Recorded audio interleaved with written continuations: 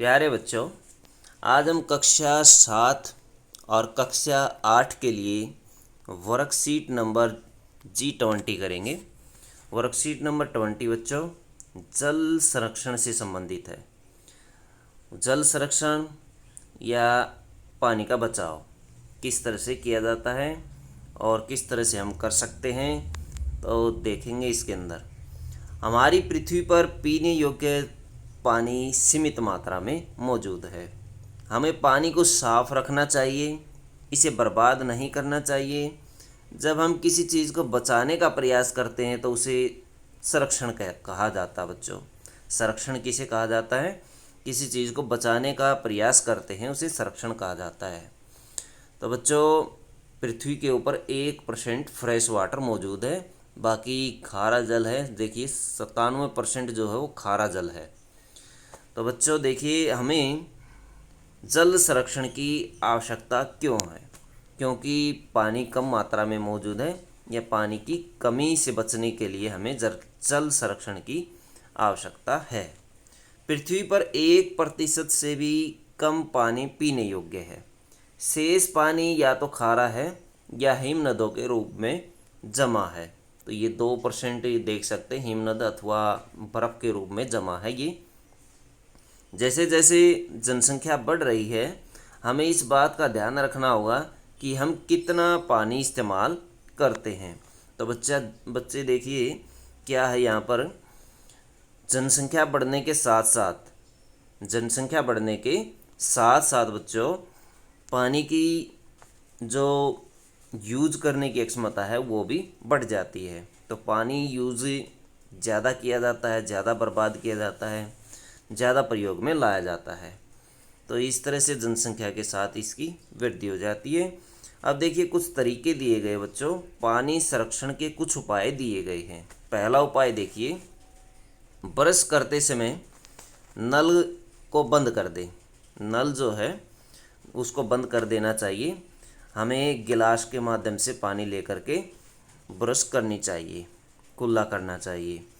वर्षा जल को बचाने के लिए वर्षा जल का संचयन करना चाहिए। छतों पर पानी इकट्ठा हो जाता है, उसको हम किसी और माध्यम से भी पानी इकट्ठा कर सकते हैं, बर्तनों के माध्यम से भी पानी इकट्ठा कर सकते हैं। नहाने के लिए बाल्टी और मग का इस्तेमाल करना चाहिए। नल के नीचे डायरेक्ट नहाना नहीं चाहिए, इसमें जल ज़्यादा बर्बाद होता है। तो बच्चों ये कुछ तरीके दिए गए हैं।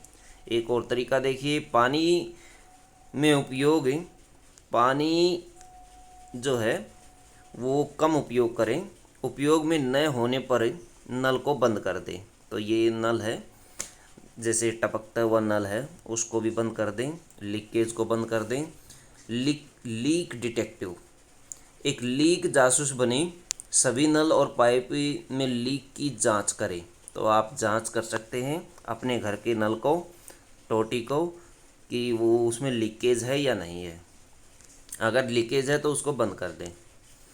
स्वयं को जांचिए, अपने घर में होने वाली उन गतिविधियों की सूची बनाइए जिसमें पानी इस्तेमाल होता है और उस गतिविधि में उपयोग होने वाले पानी का अंदाज़ा भी लगाइए। इसमें आप अपने बड़ों की सहायता ले सकते हो बच्चों। जैसे नहाने के लिए हम सूची बनाते हैं, नहाने के लिए 1 बाल्टी, 1 बाल्टी एक सदस्य प्रयोग करता है।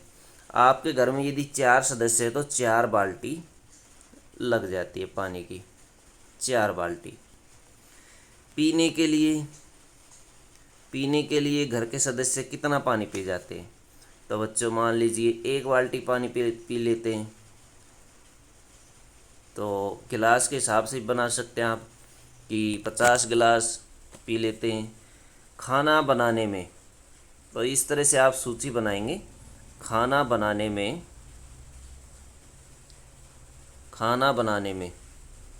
तो बच्चों खाना बनाने में भी 1 बाल्टी लग जाती है। कपड़े धोने में, तो कपड़े धोने में बच्चों, कपड़े धोने में कितने बाल्टी लग जाते? 5 बाल्टी लग जाती मान लीजिए रोज़ाना। तो बच्चों इस तरह से आप ये सूची बना सकते हैं अपने घर में।